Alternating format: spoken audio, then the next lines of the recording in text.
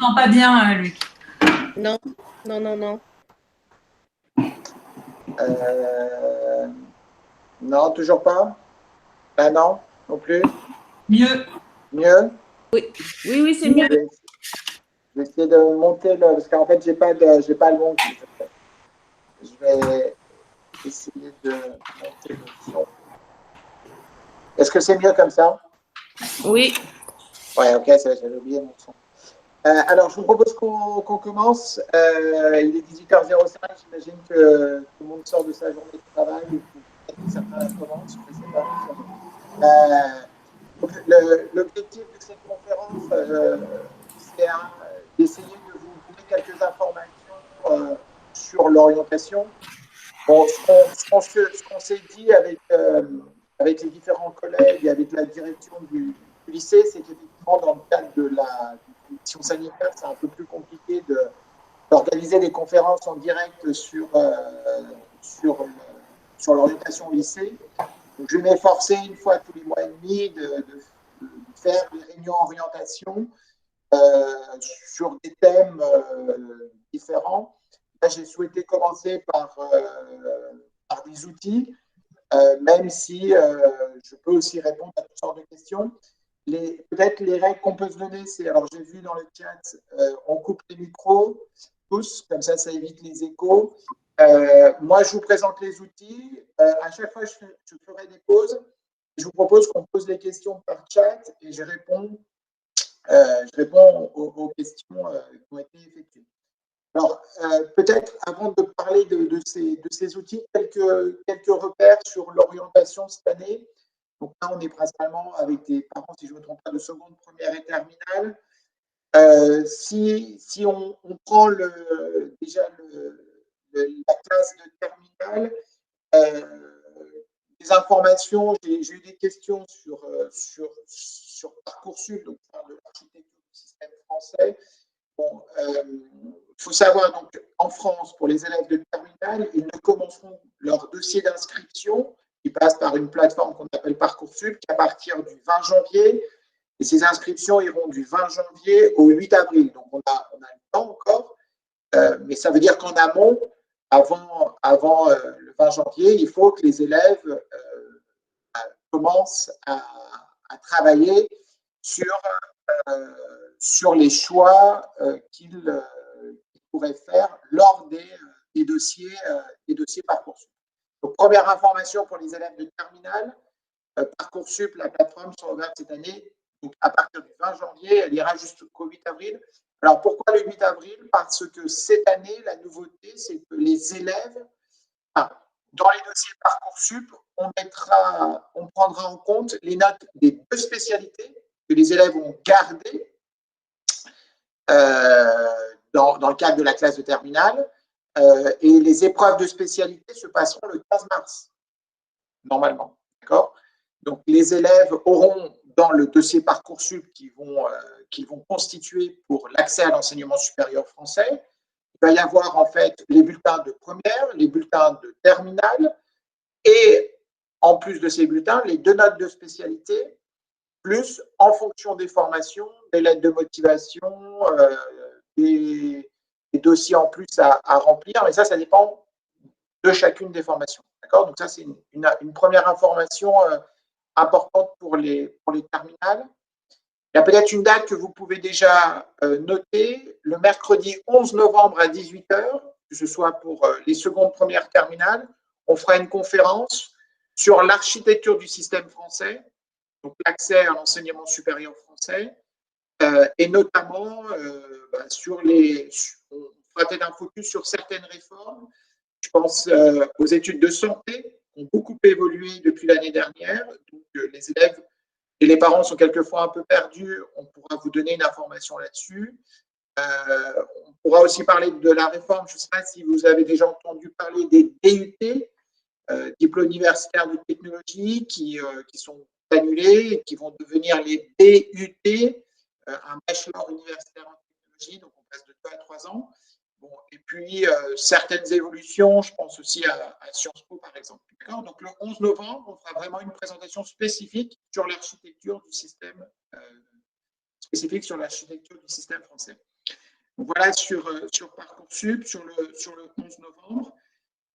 Pareil, une autre information peut-être que vos enfants ne vous ont pas donnée, mais on a fait hier avec les professeurs principaux, j'ai fait hier avec les professeurs principaux une formation sur des outils. Donc, sachez que de la seconde à la terminale, il y a des ateliers qui sont conçus, il y a des rencontres qui sont effectuées avec les professeurs principaux sur le thème de l'orientation et notamment sur certains des outils que je vais vous présenter maintenant. Autre information, pour les parents de seconde, vous avez donc les élèves de seconde cette année, chaque mois, ont accès à une conférence métier pareil via visioconférence. Et en fait, l'inscription se fait via les professeurs principaux. Donc, ces conférences métiers durent environ 30 à 35 minutes. Et les élèves donc reçoivent une information. Donc, la dernière conférence qui a lieu, c'était sur le droit. Sur les métiers du droit, c'est une ancienne élève qui est avocate qui a fait la conférence. Et en général, l'intervention dure 20-25 minutes et suite à cette intervention, on parle des poursuites d'études possibles en France, éventuellement au Portugal et à l'étranger. Et dernière autre information aussi, vous savez, dans le lycée, ceux qui sont là depuis qui étaient là l'année dernière, on a traditionnellement ce qu'on appelle une semaine de l'orientation en janvier. Cette année, la semaine du 18 janvier est maintenue, sauf que malheureusement, pour les conditions sanitaires, on ne va pas faire venir les 20-25 intervenants français. C'est complètement impossible et très risqué de prendre à notre charge tous ces déplacements si c'est annulé. Donc, la décision qui a été prise, c'est qu'il y aura des actions précises sur cette semaine-là, notamment une présentation de Parcoursup, mais on fera également, on va remplacer les conférences, je dirais, en présentiel par des conférences virtuelles. Et ce que l'on a décidé, c'est qu'on va lancer un cycle de conférences à la rentrée, donc du mois de novembre au mois de mars. On va proposer environ une vingtaine de conférences en distance, avec des intervenants majoritairement du système universitaire public français. Et donc, ces conférences sont réservées aux élèves. On en fera des captures, des capsules vidéo pour les parents s'ils le souhaitent, qui seront mises sur le site. Et c'est pareil, on va lancer un système d'inscription. Ces conférences pourront se passer sur les heures de cours ou hors cours. Ça va dépendre un peu des disponibilités des intervenants et de l'emploi du temps. Donc, je suis sur la programmation de ces conférences, mais on est assez content des universités, je pense à la Sorbonne, à Sciences Po, à l'UTC, donc l'Université technique de Compiègne, qui se sont déjà engagés pour faire ces conférences. Donc, voilà, ces conférences sont pour les élèves de seconde, première et terminale. Voilà sur l'information générale. Alors, sur les outils que je voulais vous présenter, la première chose que je voulais vous faire voir, donc je vais partager mon écran.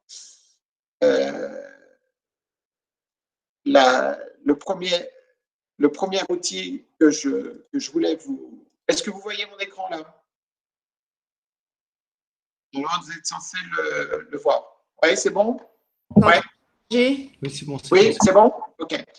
Donc, le premier outil, alors on va passer assez rapidement, mais c'est pour vous donner un peu des clés. Le premier outil dont je voulais vous parler et qu'on utilise beaucoup cette année avec les élèves, c'est ce que l'on appelle le kiosque en ligne. Donc, l'UNICEF Mes Services. Alors, sur cet outil, qui est un outil, en fait, qui va permettre aux élèves deux choses. Soit des activités ludiques qu'ils peuvent faire seuls à la maison ou avec vous, ou que vous pouvez faire avec vos enfants sur la découverte de formation et la découverte de métier, soit la consultation de brochures qui sont, alors là, beaucoup plus, je dirais, denses et précises, rigoureuses sur certaines formations. Donc, cet outil qui s'appelle UNICEF Service, donc vous avez une batterie ici d'éléments qui peuvent être observés. Je pense à deux choses en particulier. Il y a l'onglet Parcours à venir qui peut donner des ressources intéressantes. Alors, ce sont des kits pédagogiques pour les parents, pour les enseignants, mais en tant que parents, vous pouvez aller les observer et vous verrez, il y a des choses qui peuvent être intéressantes.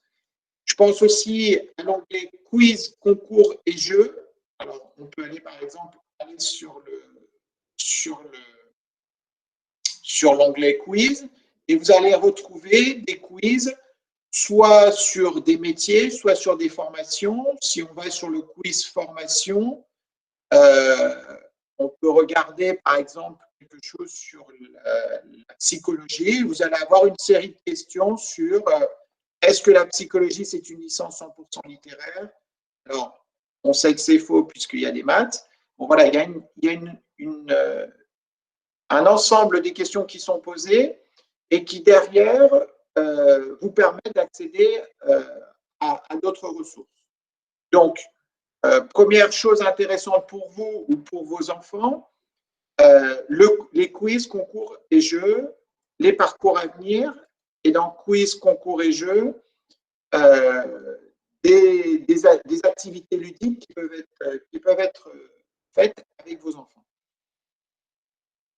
Un autre onglet qui est intéressant, c'est mon orientation en ligne. Mon orientation en ligne. Donc ça, ce sont des accès qui sont, les 3 onglets que je vous ai fait voir sont des accès qui sont gratuits et auxquels vous pouvez accéder donc sans payer aucun service.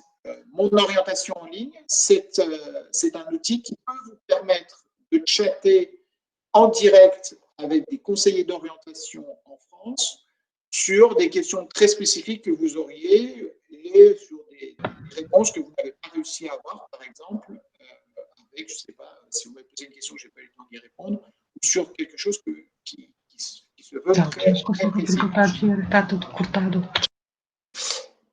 Donc voilà sur cette première plateforme, Onicep Service, les choses auxquelles vous avez accès de manière gratuite et rapide et qui peuvent effectivement vous aider pour, avec votre enfant ou pas, vous renseigner sur des kits pédagogiques ou des activités liées à l'orientation. On a aussi la mallette des parents qui peut être intéressante avec des outils qui vous sont mis à disposition, pareil, et qui sont gratuits.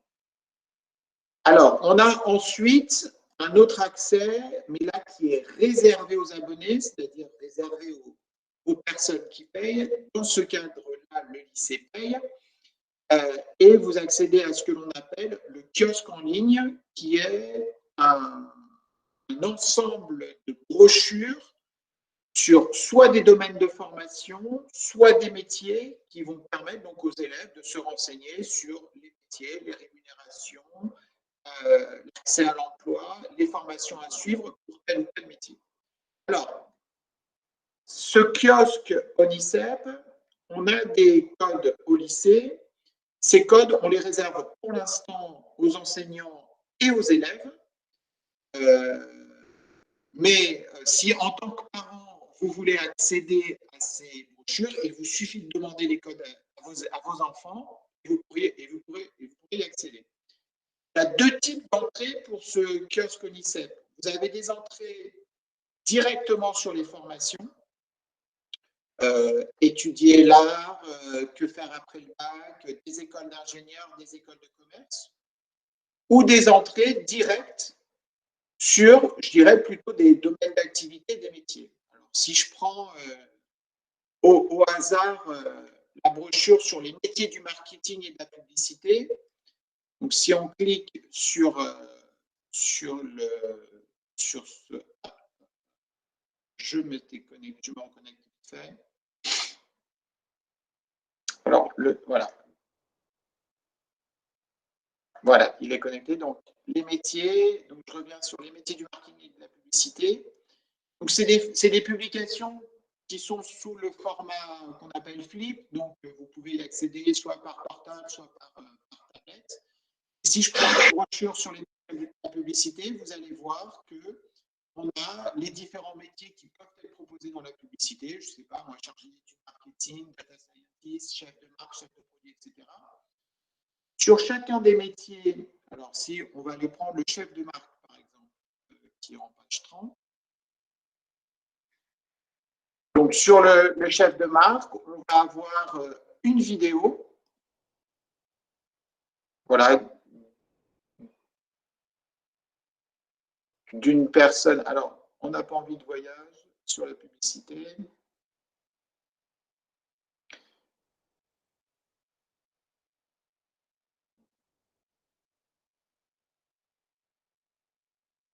Alors, c'était juste pour vous faire voir, on ne va pas regarder les vidéos, mais c'était pour vous indiquer que sur chacun des métiers, on a des vidéos où la personne va présenter son métier. On va voir donc effectivement aussi des éléments sur le salaire, est-ce que ça recrute et quels sont les débouchés. Et ensuite, quel type d'études faut-il effectuer pour devenir chef de marque.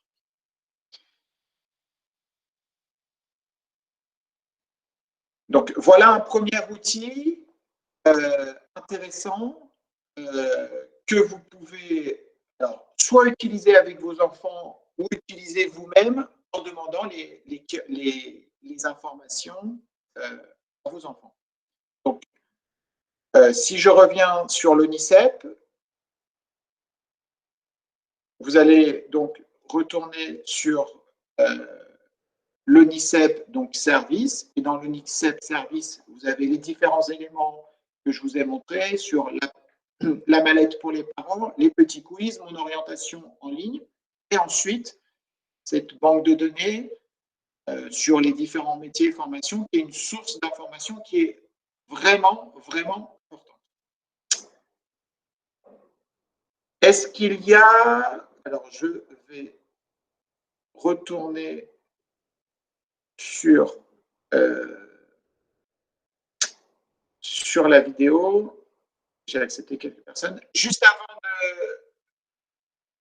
avant de retourner sur un autre outil, est-ce qu'il y a des questions?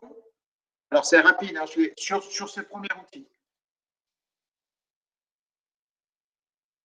Alors, est-ce que là, vous m'entendiez mieux maintenant? Parce que je vois que... Est-ce que vous avez des questions sur ce premier outil ou est-ce que c'est un outil que vous connaissiez, que vous ne connaissiez pas? Non? OK. Donc, premier outil.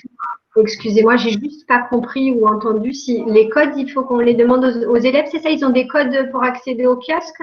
Voilà, exactement. En fait, le lycée est abonné et on transfère les codes à vos enfants, enfin, aux élèves, j'imagine à vos enfants. Donc, on ne souhaite pas les diffuser directement aux parents, mais il suffit de demander à votre enfant, leurs professeurs principaux vont leur donner rapidement.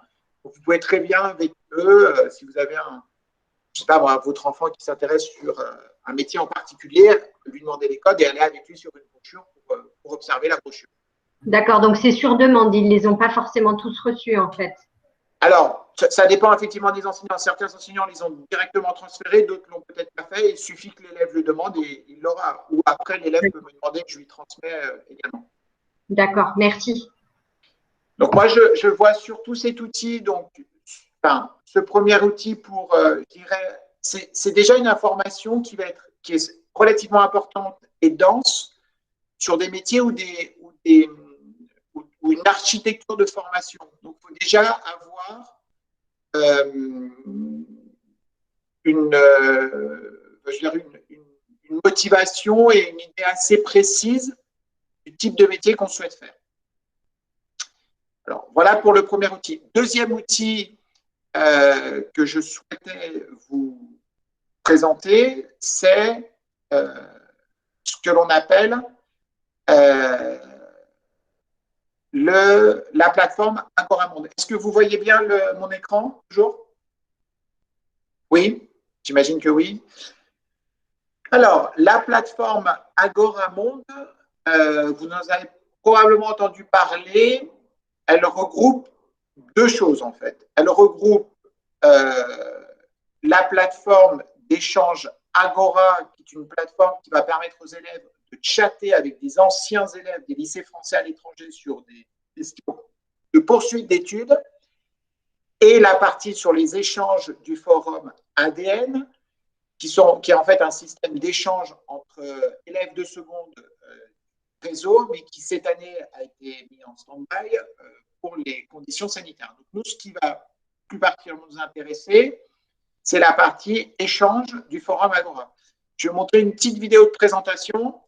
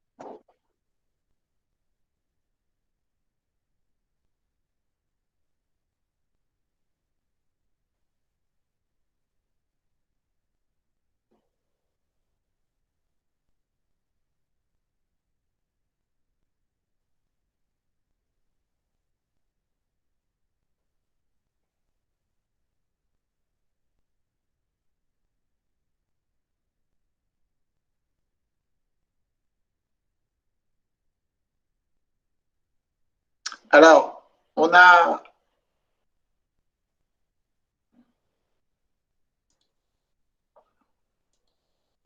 Vous m'entendez encore? Oui, c'est bon?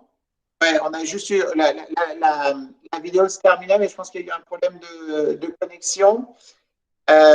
Donc voilà, comme vous l'avez vu, c'est une plateforme qui a été mise en place il y a quelques années maintenant et qui permet aux élèves de seconde, première et terminale, non pas sur ADN, qui est malheureusement qui a été mis en stand-by cette année, mais sur le forum Agora, qui va permettre aux élèves de poser des questions sur une poursuite d'études en France ou hors France. Alors, comment on peut participer à cette plateforme? Premièrement, il faut s'y inscrire. Lorsque vous vous inscrivez, les élèves peuvent s'y inscrire. Vous, en tant que parent, vous pouvez aussi vous y inscrire. L'inscription, elle est relativement simple. Hein. Vous allez sur le site Agora Monde, vous faites s'inscrire et vous suivez une série d'étapes qui ne sont pas compliquées. Une fois que vous êtes inscrit, il faut que votre compte soit validé. Donc, c'est de ma responsabilité. Donc, quelquefois, j'y vais toutes les semaines pour valider des comptes. Si quelquefois, s'il y a un délai un peu trop long de validation, n'hésitez pas à m'envoyer un message en me disant mon compte n'est pas validé. Mais une fois que le compte est validé, vous-même, vos enfants peuvent aller donc sur cette plateforme, soit sur les forums, soit sur les vidéos, soit sur l'annuaire. Alors, le forum, il va permettre à un élève de poser des questions assez précises sur une formation qu'il souhaiterait faire en France, à l'étranger. Je prends un exemple là d'un élève qui dit voilà, bonjour, j'aimerais faire une école préparatoire économique et commerciale, mais je ne sais pas encore où, est-ce que vous avez des établissements à me proposer, etc. Alors, comment marche cette plateforme? Cette plateforme, en fait, les réponses sont majoritairement faites par des anciens élèves du réseau qui participent au chat. On a des modérateurs, donc c'est-à-dire des adultes qui vont vérifier si tout se passe globalement bien sur le chat et qui peuvent quelquefois aussi participer aux réponses.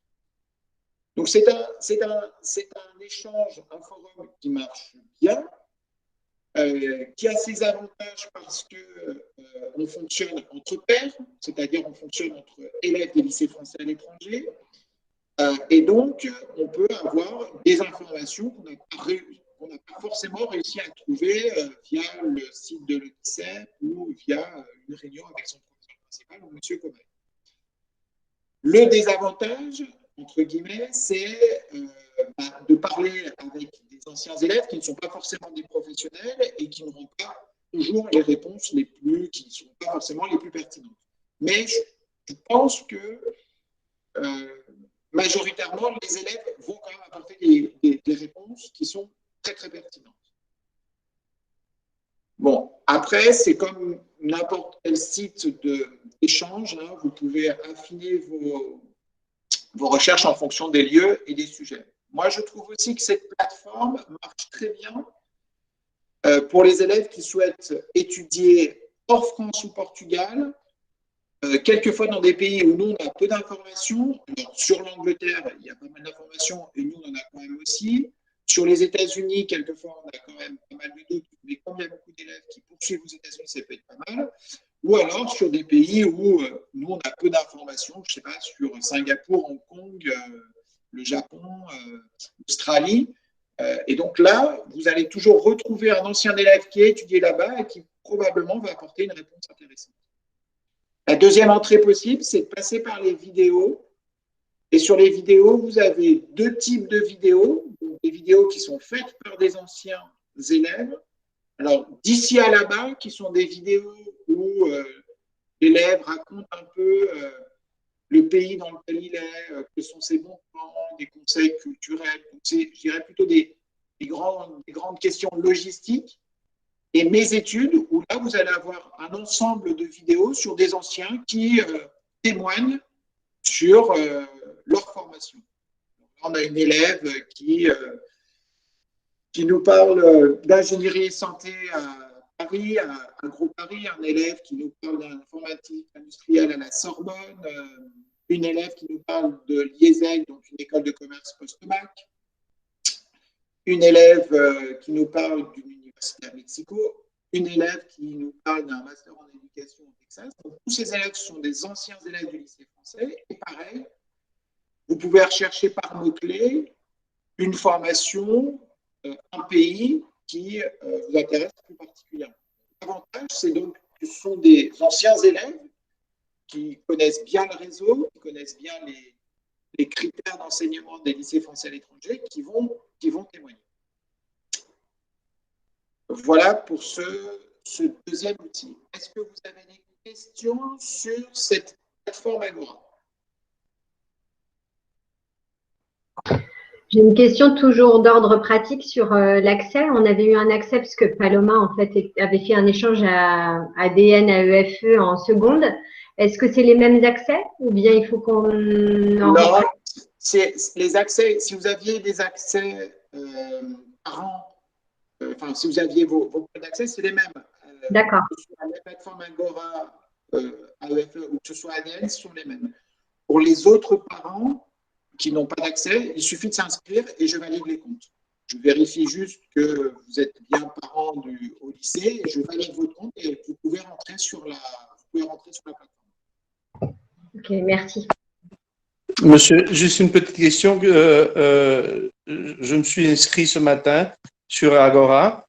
Est-ce que du moment où je me suis inscrit et j'ai mis le mail de mon fils, il sera inscrit aussi? Alors, vous vous êtes inscrit avec le mail de votre fils ou avec votre mail? Non, je me suis inscrit avec le mien en tant que parent. D'accord. Mais à un certain moment, il me demande le mail de mon fils pour conférer, etc. D'accord. Alors, est-ce qu'à partir de ce moment-là, il est inscrit et tout est fait? non, il faut que lui-même s'inscrive. Ah, d'accord. Alors, normalement, il est en quelle classe, votre fils? Pardon? Il est en quelle classe? Terminal. Terminale. Terminal. Donc, normalement, d'ici, bon, avant les vacances ou au retour des vacances, on va demander à ce que tous les élèves s'inscrivent. Mais si jamais il ne l'a pas fait, vous pouvez lui demander de le faire et ça se fait. D'accord. Donc, si vous êtes inscrit ce matin, ça Non, veut dire... je pensais que c'était automatique, c'est juste ça. Mais désolé, c'est une question personnelle. Non, il n'y a aucun problème. Passons. Désolé. Mais du coup, ça me fait penser qu'il faut que j'aille valider votre compte. D'accord, merci. Est-ce qu'il y a d'autres questions sur Agora? Non? Moi, je trouve que la plateforme, elle est intéressante aussi pour des questions très pratiques, pragmatiques. Je vois souvent des élèves qui l'utilisent et moi-même qui l'utilise sur des questions de logement, sur des questions de frais de scolarité, sur des questions d'assurance, notamment pour les élèves qui sortent d'un contexte classique, c'est-à-dire qui partiraient hors de France ou hors du Portugal. Mais les réponses sont rapides et permettent d'avoir une information intéressante. Donc, le kiosque ONICEP avec donc ONICEP Service et dans ONICEP Service, le kiosque. Pour le kiosque, si vous souhaitez accéder aux brochures, demandez les codes à vos enfants qui en disposent. Et Agora, une plateforme de chat sur laquelle vous pouvez participer vous directement ou participer au travers du contact, enfin, de l'inscription de votre enfant, mais vraiment rien ne vous empêche de créer votre compte. Dernier outil que je voulais vous présenter aujourd'hui, c'est ce que l'on appelle la plateforme Phone et plus particulièrement ce que l'on appelle les MOOC. Alors, je vais vous lancer une vidéo sur cette plateforme.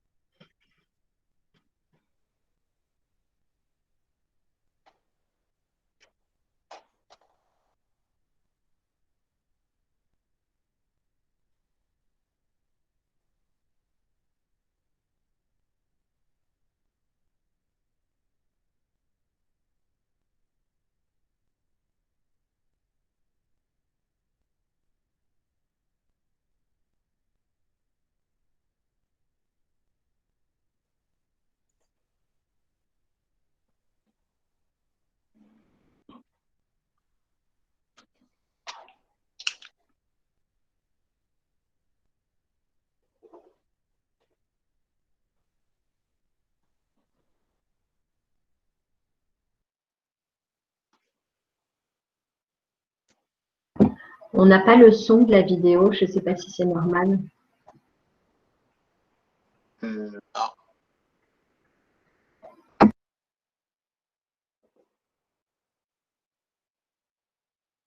Est-ce que vous l'avez maintenant? Ou pas? Toujours pas. Non, non, non, on l'a pas. Faut enlever les écouteurs, sans doute.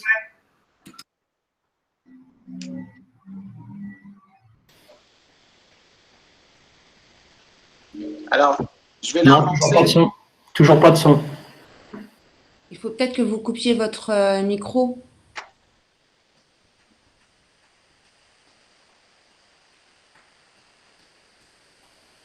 Toujours pas. Toujours pas? Ah, je vais essayer de couper je vais couper mon micro.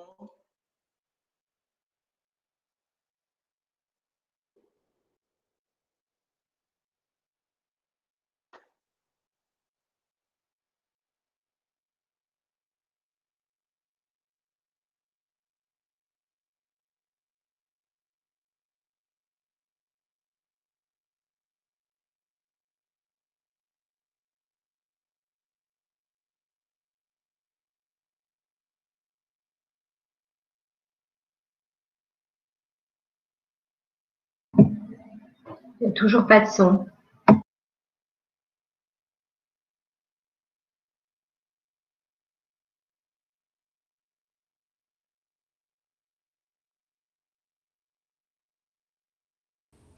On vous entend? Votre micro est coupé.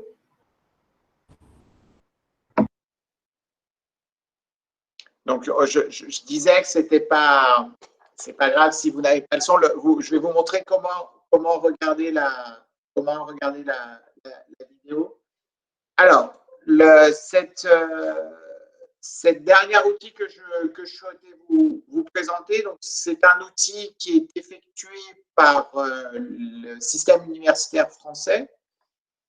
Donc, c'est une plateforme qui s'appelle FunMOOC, qui a pour objectif de délivrer finalement des cours en ligne gratuits. Alors, soit des cours sur des sujets qui sont purement scientifiques ou sur des thèmes divers et variés, et des cours qui ont été créés déjà l'année dernière, mais qui s'accentuent cette année sur l'orientation. Alors, c'est une plateforme dont l'accès est totalement gratuit. Donc, pareil, vous n'avez rien à payer. Pour s'y inscrire, il suffit donc d'aller de cliquer dans votre moteur de recherche fun-mooc.fr. Vous allez ensuite vous inscrire. Et une fois que vous serez inscrit, ce qui peut plus particulièrement vous intéresser, c'est ce que l'on appelle vous et surtout vos enfants, c'est ce qu'on appelle les MOOC orientation. Donc, les MOOC orientation, ce sont principalement des cours qui vont durer à peu près entre 2 mois à 7-8 mois, qui sont gratuits et qui vont donner des conseils sur comment entrer dans l'enseignement supérieur français. Le lancement a eu lieu lundi et vous allez retrouver différents cours sur différents thèmes. L'éco pour qui, pourquoi. Donc là, c'est un cours qui a commencé la semaine du 12 octobre, qui principalement s'adresse à des élèves qui veulent poursuivre soit dans des écoles de commerce, soit dans des écoles, soit à l'université, dans des écoles, dans une spécialité économique. L'inscription à un cours, elle se fait donc via la plateforme. Là, les cours ont commencé le 12 octobre, et on peut commencer le cours, je dirais, à n'importe quel moment. Globalement, c'est des cours qui demandent un investissement personnel. On dit qu'en général, on a besoin d'1 heure par semaine pour bien suivre le cours. Alors, le cours, il alterne des vidéos, des quiz, un peu de contenu écrit, et il permet donc effectivement de s'informer dans ce cadre-là, ce qu'on va voir en économie si on va en classe prépa, ce qu'on va voir en économie si on va en école d'ingénieur, en école de commerce ou à l'université. Donc, ce n'est pas parce que l'élève n'est pas inscrit le 12 qu'il ne pourra pas faire le cours. En général, les inscriptions restent ouvertes 1 à 2 mois. Et ensuite, vous allez faire, si vous voulez, la formation à votre rythme. Donc, certains vont la commencer le 12 et si la formation dure en fait 3 mois, ils l'auront fini au mois de janvier. Mais rien ne vous empêche, si elle est encore ouverte en décembre, de la commencer en décembre et de la finir en mars. D'accord ? Donc, ce premier module qui est intéressant, un module sur les IUT. Ce module, je le conseille souvent aux élèves parce que les IUT, donc les instituts universitaires de technologie, il est intéressant parce que dans ce module, il y a toute une explication sur comment faire sa lettre de motivation dans Parcoursup. Donc, je trouve qu'il est intéressant parce que ça aide l'élève à construire et à structurer son argumentation pour une formation. Après, on a des formations moins axées sur des types d'écoles ou d'universités, plus axées sur des métiers. Donc, là, une formation sur les métiers du vivant ou sur les métiers de l'environnement et de l'aménagement du territoire. Une formation sur STAPS. Donc, STAPS sont toutes les études qui permettent, des études, je dirais, dans le domaine du sport, qui sont souvent des études qui sont recherchées par les élèves, mais peu connues, notamment sur les exigences en sciences. Donc, ça peut être intéressant. Voilà, un nouveau MOOC cette année sur la découverte des métiers de la transition écologique. On a beaucoup de questions aujourd'hui sur ce type de métier. Je ne l'ai pas encore fait, je vais m'y inscrire pour essayer de le comprendre. Et puis voilà, d'autres formations. Et en fait, la plateforme est complétée quasiment tous les mois, toutes les semaines de nouvelles formations. Donc, il est clair que ce sont des formations qui demandent un investissement parce que pendant 1 heure dans la semaine, il faut se mettre sur ces cours. Mais après, il n'y a aucune obligation, c'est-à-dire que vous pouvez vous inscrire à un cours, que vous le suivez ou pas, personne ne va vous demander quelque chose. Et il a aussi cet avantage que vous pouvez vous connecter, vous déconnecter, reprendre le cours là où vous étiez la veille sans grand dommage. Il y a souvent un cours aussi, je le vois parce qu'il est là, que je conseille aux élèves qui veulent faire du droit. Beaucoup d'élèves veulent faire du droit sans trop savoir à quoi ça ressemble. Le droit, c'est complexe. Et ce MOOC sur le droit S pour moi, je le trouve très bien fait parce qu'il permet vraiment de se confronter un peu à un domaine, à un univers qui peut paraître attirant, mais qui est quand même assez complexe. Voilà. Idem sur la psychologie. Donc, pour cette plateforme, c'est pas très compliqué. Idem, inscription. Donc là, rien, c'est pas du tout géré par le lycée, hein, c'est une plateforme nationale. Inscription, vous allez avoir des codes d'accès.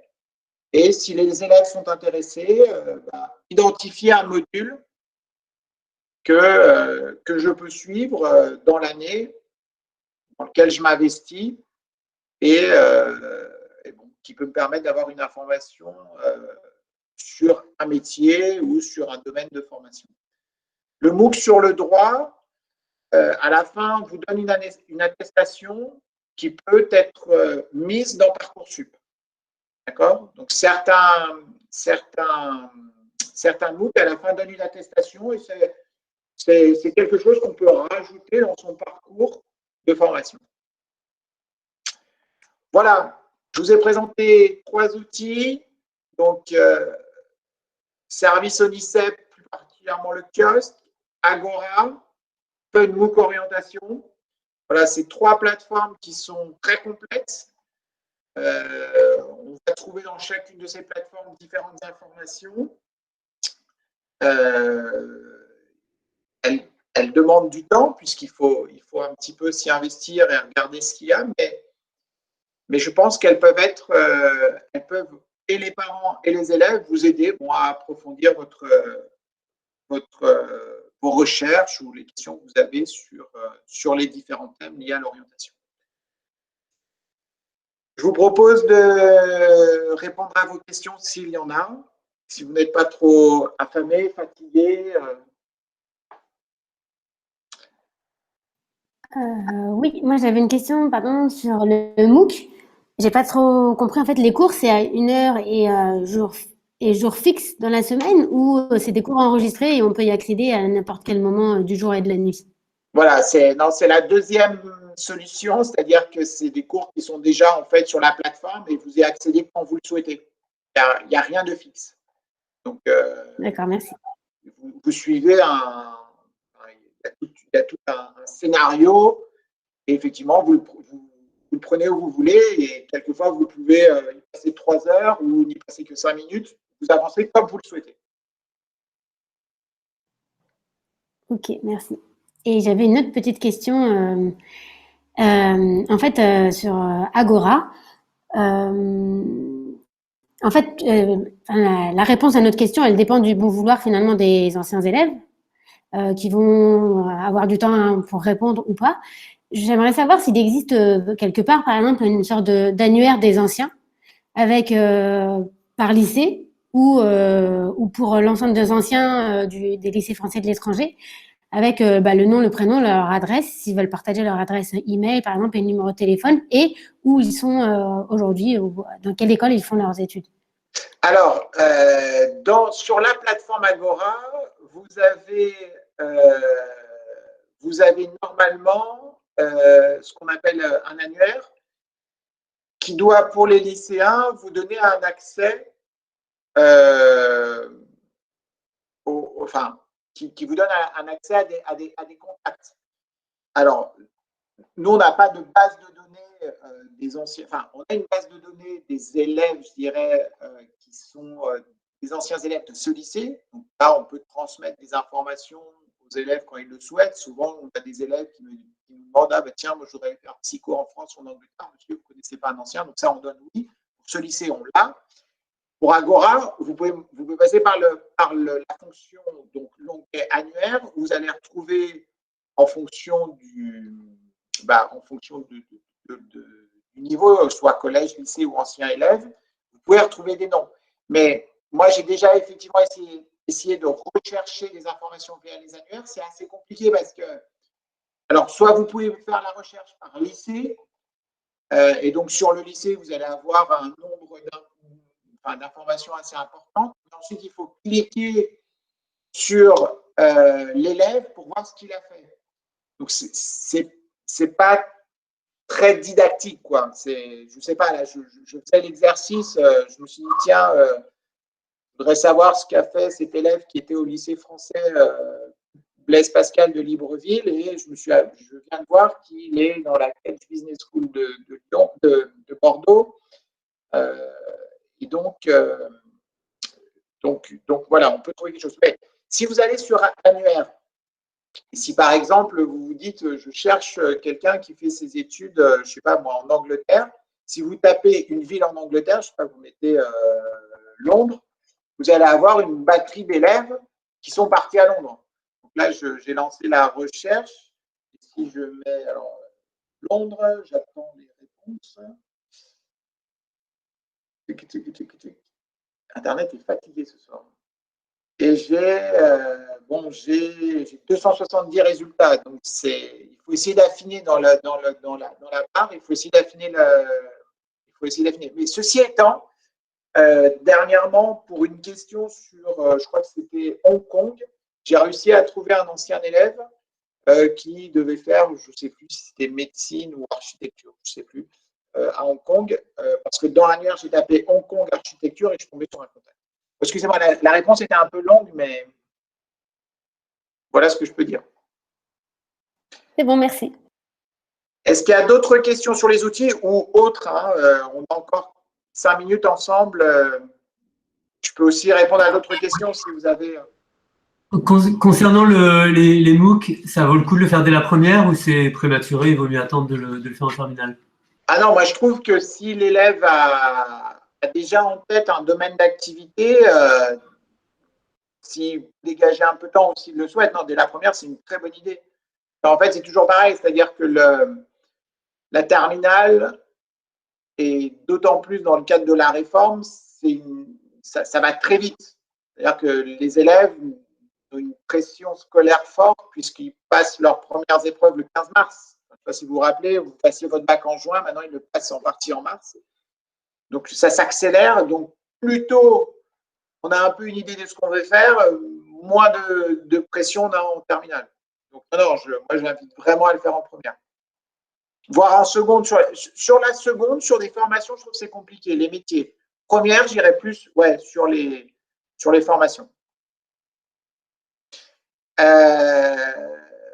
Peut-être avant peut-être une autre question, ou avant de terminer, je vais essayer de faire donc un peu comme ça, des conférences une fois tous les mois et demi sur différentes choses. Je pense que la prochaine fois, on fera peut-être quelque chose sur les choix de spécialité. Mais ça peut être aussi une fois par mois et demi ou par mois, je ne sais pas, je peux aussi lancer une conférence avec un petit thème d'actualité sur la réforme de la santé, la réforme des DUT. Et ça peut être aussi l'occasion de répondre à vos questions.